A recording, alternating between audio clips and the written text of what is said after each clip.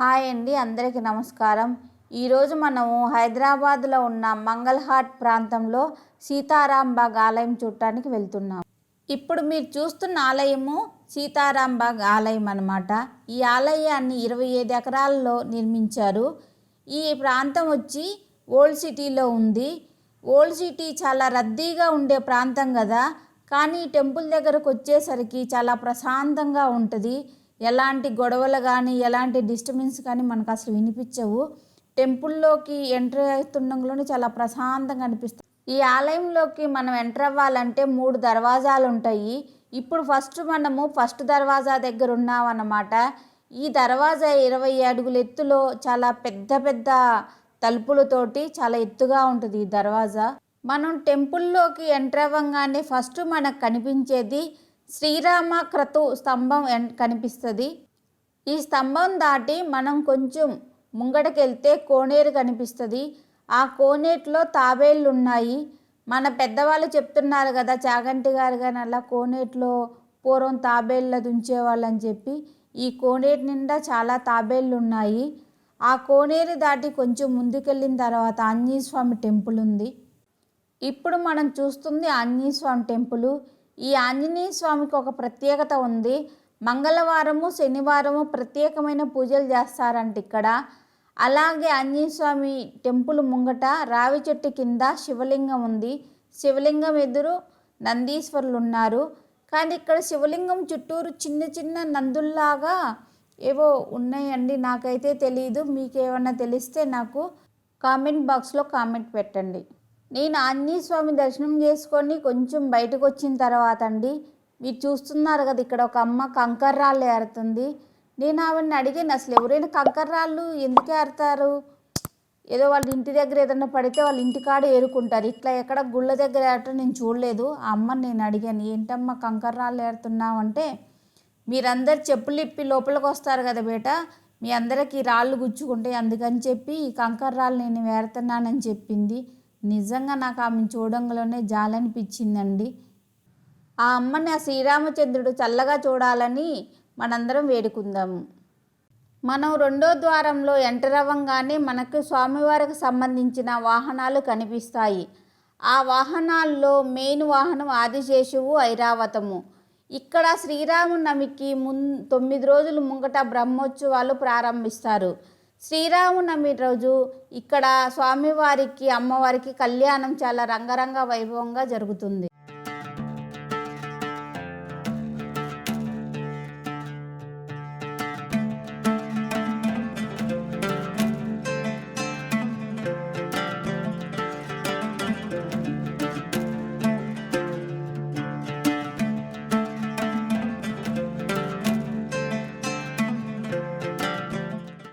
ఇప్పుడు మనం చూస్తుంది 3వ ద్వారము. ఈ 3వ ద్వారం నుంచి లోపలికెళ్తే వరదరాజుల స్వామి ఆలయము, గోదాదేవి ఆలయము ఉన్నాయి.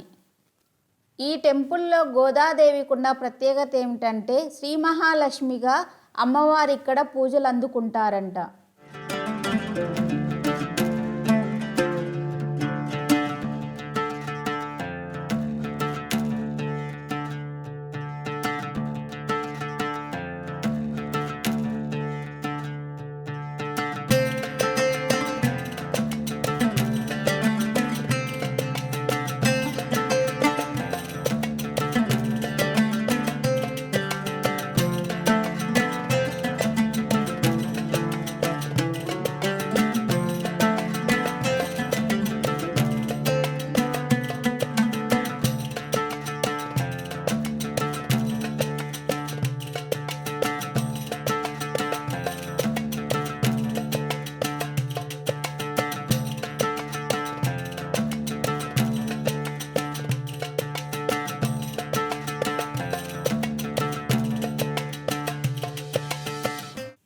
వాళ్ళిద్దరి దర్శనం అయిపోయిన తర్వాత మనము సీతాదేవి రాముల వారి దర్శనం కోసం ఆ టెంపుల్లోకి వెళ్తాము.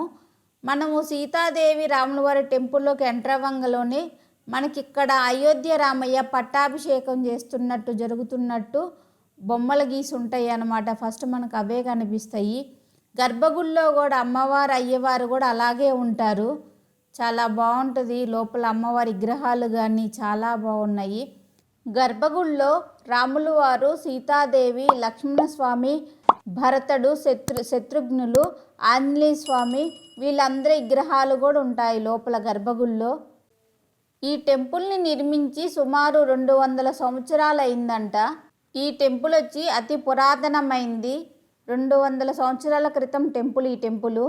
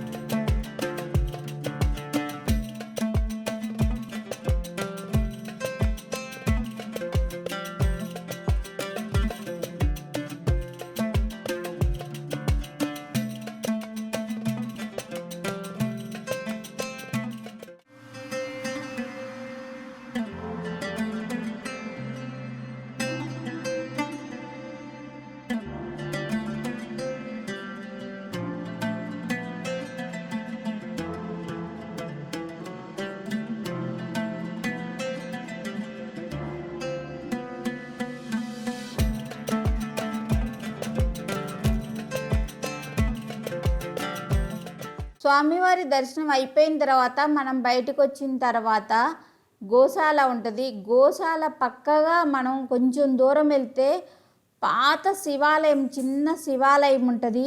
ఆ శివాలయానికి ఉన్న ప్రత్యేకత ఏమిటంటే, రాములు వారు సీతాదేవిని తీసుకొని అరణ్యవాసానికి వెళ్ళేటప్పుడు ఇక్కడ ఆగి ఈ ప్రాంతంలో ఆ శివలింగానికి కొద్ది రోజులు పూజలు చేసి ఆ తర్వాత మళ్ళీ అరణ్యవాసానికి బయలుదేరారంట. మళ్ళీ అరణ్యవాసం ముగించుకొని రిటర్న్ వచ్చేటప్పుడు కూడా అమ్మవారు, అయ్యవారు ఇక్కడ మళ్ళీ ఆగి ఆ శివలింగానికి పూజ చేసి మళ్ళీ రిటర్న్ వెళ్ళారంట. ఇక్కడున్న వాళ్ళందరూ చరిత్ర ప్రకారము అక్కడ అడిగితే చెప్పారు మనకి ఆ శివలింగానికి అంత ప్రత్యేకత ఉన్నది. మాకు వీళ్ళందరి దర్శనాన్ని మాకు కార్తీక మాసం లాస్ట్ వారం రోజు ఇచ్చారండి.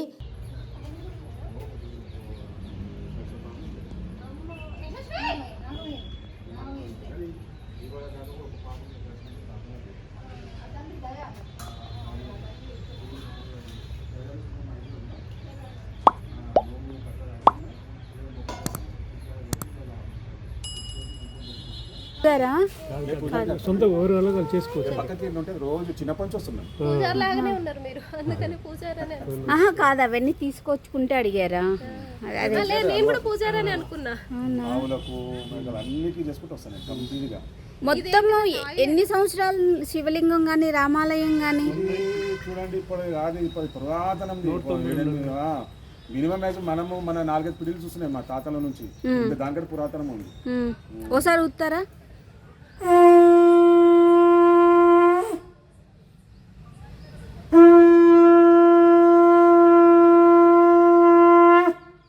శివుడు కదంటే ఇష్టం. పాజిటివ్ వైబ్రేషన్స్ వస్తాయి. శంఖం. ఇది డోలక్. ఈ రెండు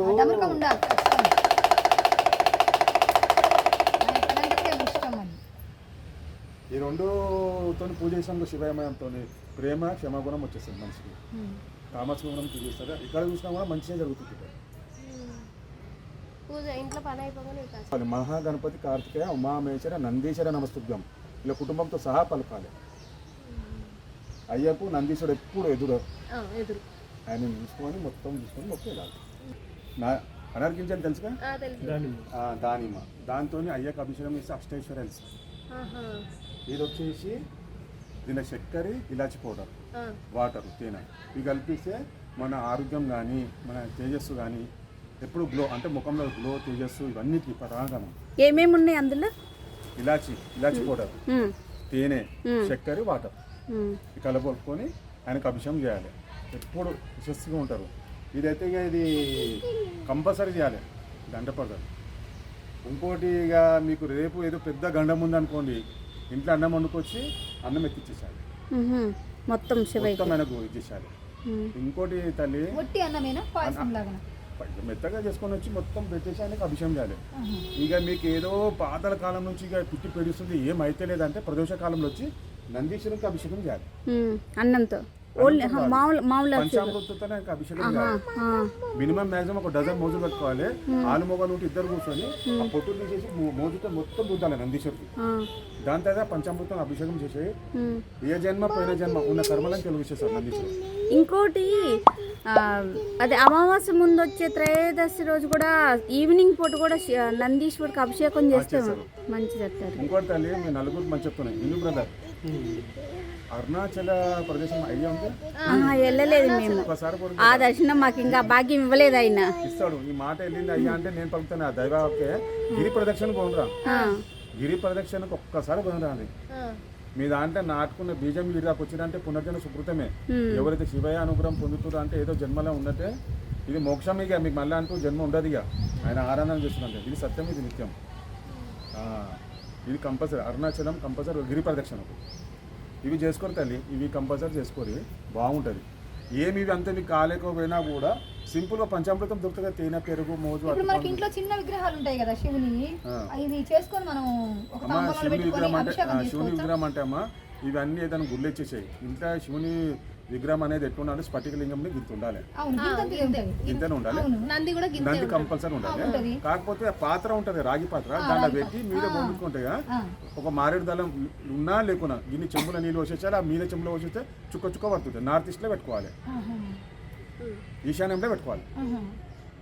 చాలా మనం చేయాలనుకున్నారు అది రెగ్యులర్ పెట్టుకోవచ్చు తల్లి. పెట్టుకోవచ్చు. ఇప్పుడు నేను చేసేది మీకు చెప్తున్నాను. నేను రోజు ఇంట్లో పెట్టుకోమంటున్నారు. చాలా బాగుంది. Thank you friends, thank you for watching. మరొక వీడియోలో మళ్ళీ కలుద్దాం. నా వీడియోస్ కనుక మీకు నచ్చితే ఒక లైక్, కామెంట్ ఇవ్వండి ఫ్రెండ్స్. Thank you.